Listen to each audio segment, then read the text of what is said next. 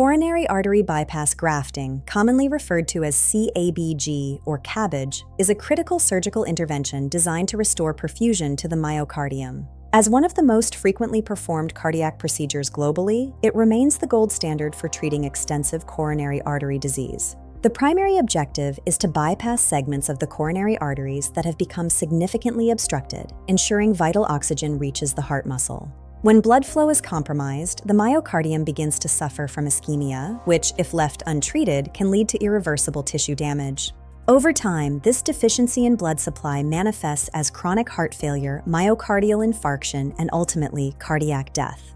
To understand the necessity of CABG, we must look at the process of atherosclerosis, the gradual buildup of plaque within the arterial walls. Over decades, cholesterol, inflammatory cells, and calcium deposits accumulate, forming a complex matrix known as plaque. As these plaques enlarge, the lumen of the vessel becomes progressively narrower, a condition medically known as stenosis. The resulting reduction in flow may be manageable at rest, but the heart's demand for oxygen increases significantly during physical exertion or stress. When this demand-supply mismatch occurs, the heart enters a state of acute ischemia, triggering the classic symptoms of coronary artery disease. Patients often experience warning signs long before the disease reaches a critical threshold requiring surgical bypass. The most common symptom is angina pectoris, often described as a sensation of pressure, tightness, or squeezing within the chest. Dyspnea, or shortness of breath, occurs as the heart struggles to pump efficiently, leading to fluid congestion or inadequate oxygenation. This pain may radiate beyond the chest, extending into the neck, jaw, shoulders, and frequently down the inner aspect of the left arm. Chronic fatigue and a marked reduction in exercise tolerance are also hallmark indicators that the coronary circulation is no longer sufficient. While many live with these symptoms for years, others only discover their condition during a sudden, life-threatening cardiac event. While medications and percutaneous interventions like stenting are effective for many, they are not always sufficient for complex disease. CABG is generally recommended when the disease is extensive, particularly in cases involving the left main coronary artery. Patients with three-vessel disease or those with diabetes and multi-vessel involvement often see superior long-term outcomes with bypass surgery. Severe reductions in heart function or the failure of previous stent placements are additional indications that a surgical approach is required.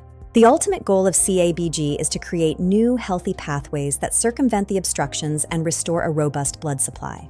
The terminology, single, double, triple, or quadruple bypass, refers to the number of individual coronary arteries that are bypassed during the procedure. To create these detours, surgeons harvest healthy vessels from other parts of the body.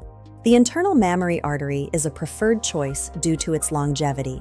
The saphenous vein from the leg is also commonly utilized, particularly when multiple grafts are needed to address widespread disease. In some cases, the radial artery from the forearm is selected for its robust arterial wall, providing another durable option for revascularization. Each of these grafts acts as a biological detour, ensuring that heart tissue beyond the blockage receives a continuous supply of oxygen-rich blood. The surgery typically begins with a sternotomy, where the chest is opened to provide the surgeon with direct access to the heart. Once exposed, the surgeon meticulously identifies the specific segments of the arteries that require bypassing. In traditional CABG, a heart-lung machine is used to take over the functions of the heart and lungs, allowing the surgeon to work on a still heart. Alternatively, off-pump surgery can be performed, where the surgeon operates while the heart continues to beat, using specialized stabilizers. Using magnification, the surgeon performs delicate microsutures to attach the healthy graft above and below the site of the blockage. Once the connections are secure, blood flow is diverted through the new grafts, immediately improving perfusion to the oxygen-starved muscle. Following surgery, recovery begins in the intensive care unit, where vitals and cardiac rhythms are monitored with extreme precision. Initial recovery focuses on managing incisional pain, ensuring lung expansion, and monitoring for any early postoperative complications. It is normal to experience significant fatigue, generalized weakness, and temporary swelling in the legs where veins may have been harvested. Endurance is rebuilt slowly. Over the first few weeks, patients gradually increase their activity levels as the heart adapts to its improved blood supply. Full recovery is a gradual process that often spans 6 to 12 weeks, though many patients report feeling stronger than before the surgery. Cardiac rehabilitation is a structured, multi-phase program that is essential for a successful long-term recovery. Under medical supervision, patients engage in aerobic and strength training designed to safely improve cardiovascular efficiency.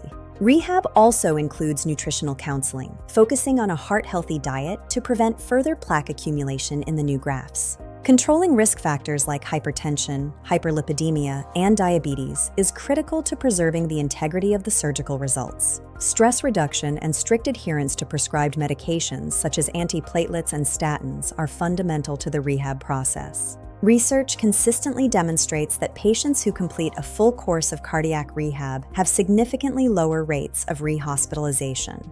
As with any major surgical procedure, CABG involves inherent risks and the potential for serious complications. Potential early complications include postoperative bleeding, infection at the incision site, or adverse reactions to anesthesia. There is also a risk of neurological events, such as a stroke, particularly if plaque is dislodged during the manipulation of the aorta. Postoperative arrhythmias, especially atrial fibrillation, are common and require careful management with medication or cardioversion. In some cases, patients may experience acute kidney injury or respiratory complications while recovering from the effects of bypass. Early recognition and prompt treatment of these complications are vital for ensuring a successful transition from the hospital to home.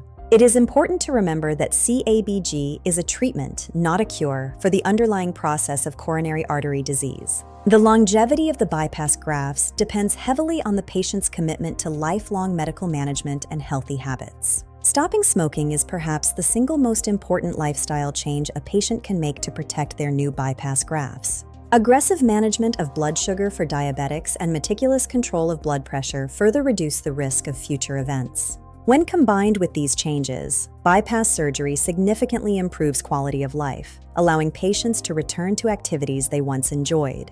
Beyond symptom relief, the surgery offers a profound survival benefit for those with the most severe forms of heart disease. The ultimate goal is the preservation of heart function, ensuring that the heart remains a strong pump for many years to come. With advances in surgical technique and comprehensive postoperative care, the outlook for CABG patients has never been better. By understanding the process and committing to recovery, patients can achieve lasting health and a renewed sense of independence.